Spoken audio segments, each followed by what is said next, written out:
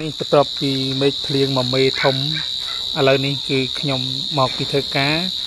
ចិត្តប្រលប់ហើយឆ្លៀតដាក់ចិត្តទឹកមន់ដាក់ចំណៃមន់ហ្នឹងបងប្អូននឹងឯងជីវិតកសិករបើយើងមិនប្រឹងទេបានអ្នកណាប្រឹងជំនួសយើងណា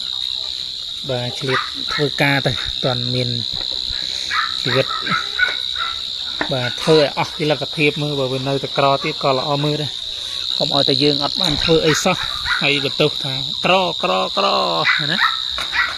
បាទខ្ញុំព្យាយាមធ្វើឲ្យបងប្អូនបាទជីវិតគឺបែបហ្នឹងឯងបងប្អូនអើយត្រូវមេភ្លៀងធំមេមក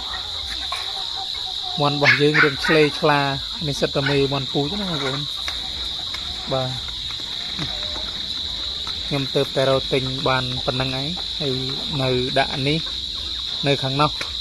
ហើយអាចជាបរិយារោងបន្ថែមទៀតដោយសាររោងយើងអស់ហើយប៉ុណ្្នឹងឯងបងប្អូនអរគុណ